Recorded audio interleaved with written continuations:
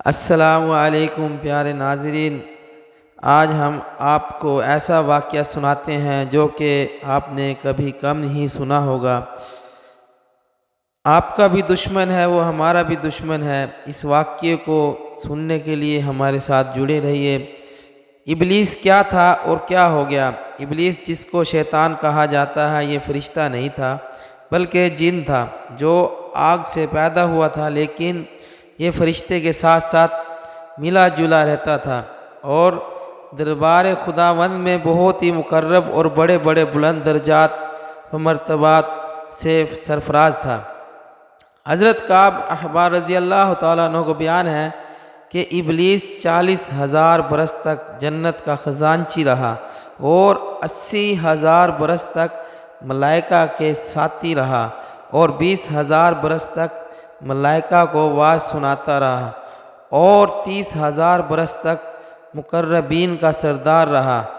اور 1,000 برس تک روحانیت کی سرداری کے منصب پر رہا اور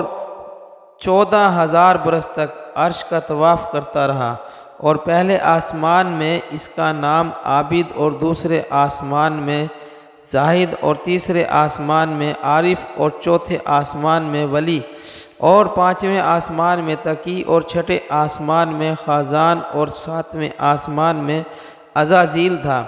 اور لوح محفوظ میں اس کا نام ابلیس لکھا ہوا تھا اور یہ اپنے انجام سے غافل اور خاتمے سے بے خبر تھا۔ لیکن جب اللہ تعالیٰ نے حضرت آدم علیہ السلام کو سجدہ کرنے کا حکم دیا تو ابلیس نے انکار کر دیا اور حضرت آدم علیہ السلام کی تحقیری اور اپنی بڑائی کا اظہار کر کے تکبر کیا۔ اسی جرم کی سزا میں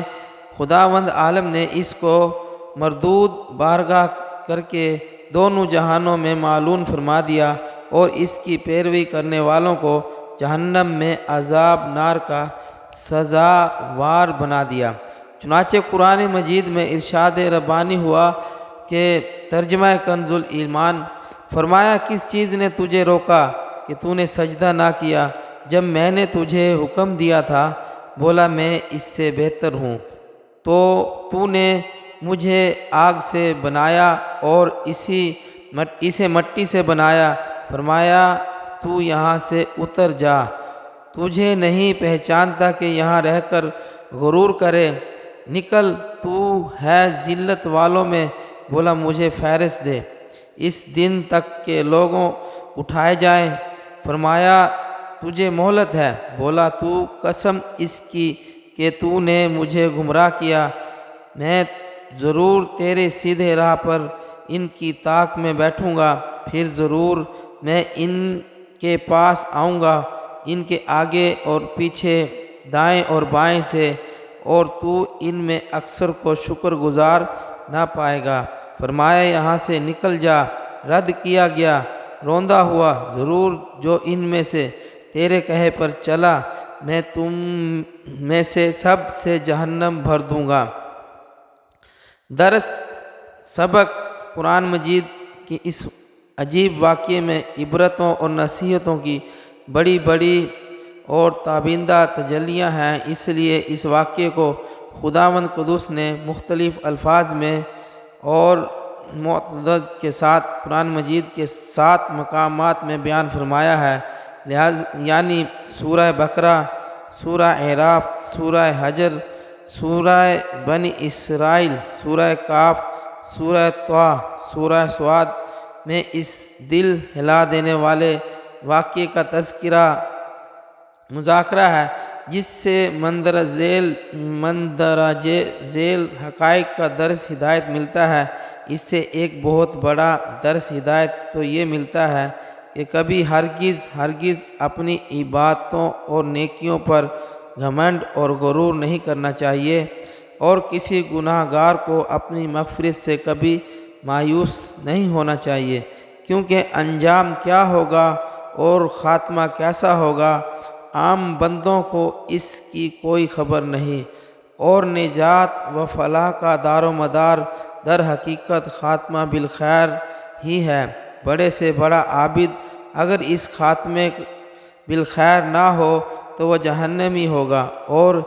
بڑے سے بڑا گناہ گار اگر اس کا خاتمہ بالخیر ہو گیا تو وہ جنتی ہوگا۔ دیکھ لو ابلیس کتنا بڑا عبادت گزار اور کس قدر مقرب بارگاہ تھا، اور کیسے کیسے مرتبہ درجات کے شرف سے سرفراز تھا، مگر انجام کیا ہوا کہ اس کی ساری عبادتیں غارت وقارت ہو گئی، اور وہ دونوں جہانوں میں معلون ہو کر عذاب جہنم کا حقدار بن گیا، کیونکہ اس کو اپنی عبادتوں اور بلندیاں درجات پر غرور اور تکبر ہو گیا، مگر وہ اپنے انجام اور خاتمے سے بالکل بے خبر تھا۔ حدیث شریف میں ہے کہ ایک بندہ اہل جہنم کے اعمال کرتا رہتا ہے حالانکہ وہ جنتی ہوتا ہے، اور ایک بندہ اہل جنت کے اعمال کرتا رہتا ہے حالانکہ وہ جہنمی ہوتا ہے۔ انما الاعمال بالخواتیم، یعنی اعمال کا اعتبار خاتمے پر ہے۔ خداوند کریم ہر مسلمان کو خاتمہ بالخیر کی سعادت نصیب فرمائے اور برے انجام برے خاتمے سے محفوظ رکھے، آمین۔ اس سے یہ بھی معلوم ہوا کہ عالم ہو یا جاہل، متقی ہو یا گناہ گار، ہر آدمی کو زندگی بھر شیطان کے وسوسوں سے ہوشیار اور اس کے فریبوں سے بچتے رہنا چاہیے، کیونکہ شیطان نے قسم کھا کر خدا کے حضور میں اعلان کر دیا ہے کہ میں آگے پیچھے اور دائیں بائیں سے وسوسے ڈال کر تیرے بندوں کو صراط مستقیم سے بہکاتا رہوں گا، اور بہت سے بندوں کو خدا کا شکر گزار ہونے سے روک دوں گا۔ شیطان نے آگے پیچھے اور دائیں بائیں چار جانب سے انسان پر حملہ آور ہونے اور وسوسوں ڈالنے کا اعلان کیا ہے۔ اس سے معلوم ہوا کہ اوپر اور نیچے ان دونوں جانبوں سے شیطان انسان پر کبھی حملہ آور نہیں ہوگا، اور نہ اوپر اور نیچے کی جانب سے کوئی وسوسہ ڈال سکے گا۔ لہذا اگر کوئی انسان اپنے اوپر یا نیچے کی طرف سے کوئی روشنی یا کوئی بھی حیرت انگیز و تعجب خیز چیز دیکھے تو اسے سمجھ لینا چاہیے کہ یہ شیطان کرتب یا ابلیس کا وسوسہ نہیں، بلکہ اس کو خیر سمجھ کر اس کی جانب متوجہ ہو اور خداوند قدوس کی طرف سے خیر اور بھلائی کی امید رکھے۔ اللہ سے دعا ہے جو کچھ سنا اس پہ عمل کرنے کی توفیق عطا فرمائے۔ اللہ پاک ہمیں شیطانی وسوسوں سے بچنے کی توفیق عطا فرمائے، تکبر سے بچنے کی توفیق عطا فرمائے، آمین۔